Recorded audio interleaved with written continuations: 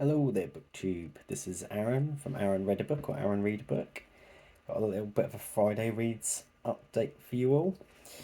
Um, the first book I finished was one I mentioned last week, which is Greybeard by Brian Aldiss.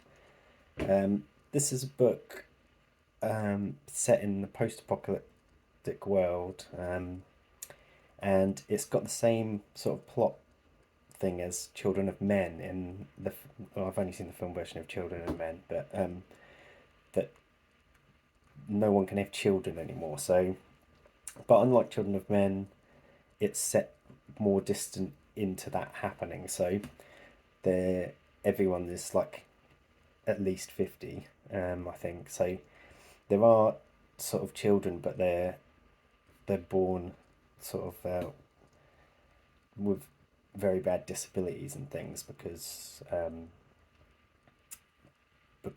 the nuclear war that caused the end of the world. Or actually, they call it an accident, and it's like a nuclear thing in space that destroyed the atmosphere. Um, and Greybeard is the main character, and he is driven out of his little village that he's been in for like 12 years. By stoats. So all these little stoats are attacking everyone in the neighbouring village, and they warn them. And it's the sort of a very violent and mad world. Like everyone's gone a bit peculiar because of the lack of children, and because I guess because they know the world's coming to an end, really, or the species is coming to an end. And that's one of the the sort of ongoing themes is I think it's a little bit sexist that a lot of the women um, are very saddened by the lack of children, and it sort of takes meaning out of their lives. Whereas some of the men characters definitely say things like they're kind of happy that it's happened because they've lived a more free life than they would have done if they were in like the 20th or 21st century rat race, sort of. And is this world better than the previous world? And was that a failed experiment that ended in nuclear bombs? Yeah, so he has a sort of job documenting the uh, end of history as well. So in case there is a new generation, or in case aliens come, but that's part of his job that he takes. So it sort of got flashbacks to his previous like life when he was a younger man, and he works for this American agency that documenting the end of the world. It sort of reminds me a bit um, of Earth Abides, which is my favourite post-apocalyptic novel. In that they, the new generation coming in, sort of become savage, and they resort to bows and arrows and things, um, and their language becomes strange, and they want to prevent that from happening. Um, yeah, so they get knocked out from their home, and they go to Oxford, where he lived when he was younger. Oh, I think Brian Aldiss lived in Oxford, so and I won't go into any more details of the plot, but it was good. It was bleak, and there's a bit of an abrupt ending, but um, I thought it was quite suitable for the novel. But yeah, I do like Brian Aldiss. His other book, Non-Stop, I think I preferred slightly more, but it was a solid post-apocalyptic book for me. And there were bits of humour in it as well. It wasn't all bleak. Um, the next book I read, um, I saw for 99p on the Kindle library, and it rang a bell. And then I checked on Goodreads, and Summer from Sterling Reads had just read it, so I'd probably seen her rating, and Daniel from Guilt Feet had also given it 5 stars. And that this book is Foster by Claire Keegan, and it's only 90 pages long. I've never read any Claire Keegan before, and it's basically about this girl who goes to stay with her parents' friends for she doesn't know how long she's going, but her family are very poor and they're about to have another baby, so they sort of get this kid out of the way, um, uh, and dump them with their friends. Um, and the more you learn about the friends, you find out why this has sort of happened as well. The writing in this is incredible. She's such a good writer. Like, I'm definitely going to check out the rest of her works, which all seem to be very short.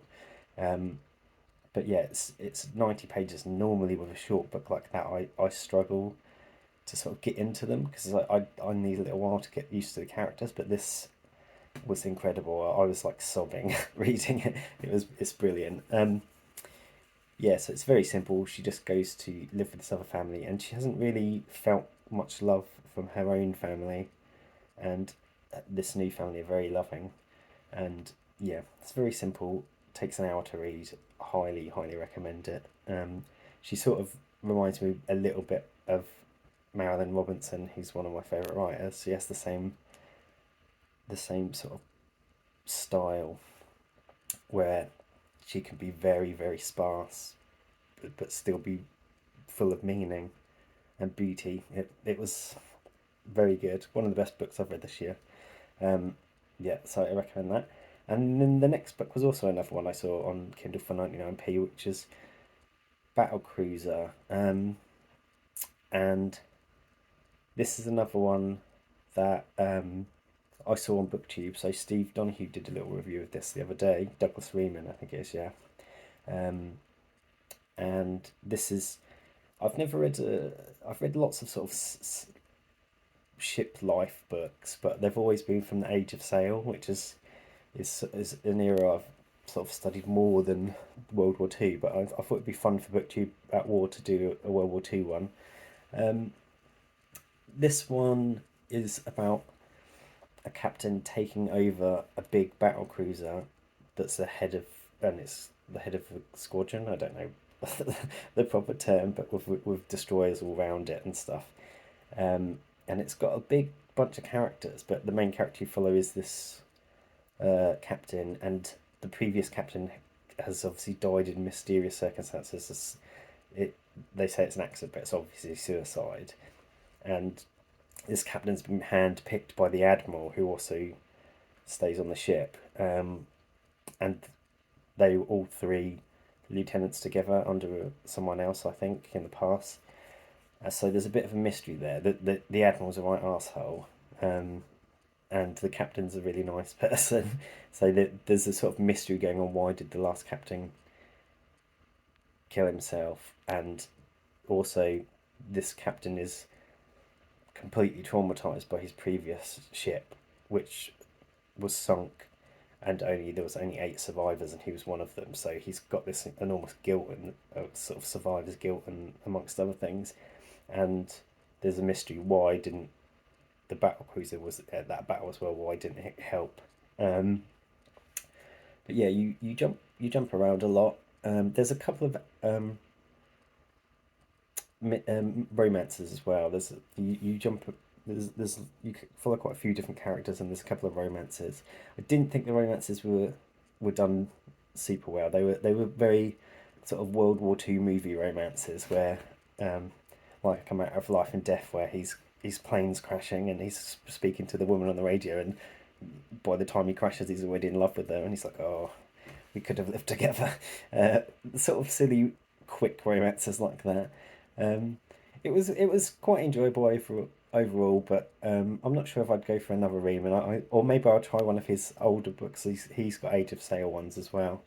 But yeah, it had some good action in it. Also, it had the invasion of Sicily, which I previously been learning about from.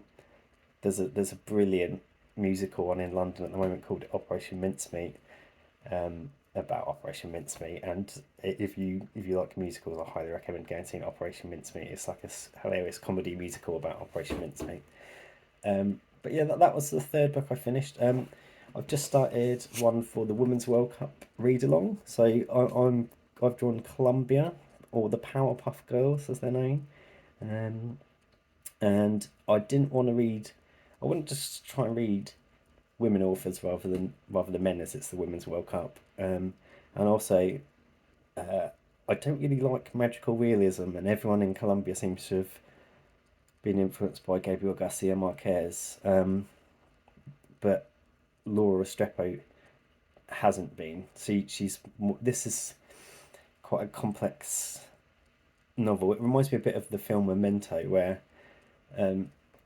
it's jumping around back and forth in this woman's past and some other character's past.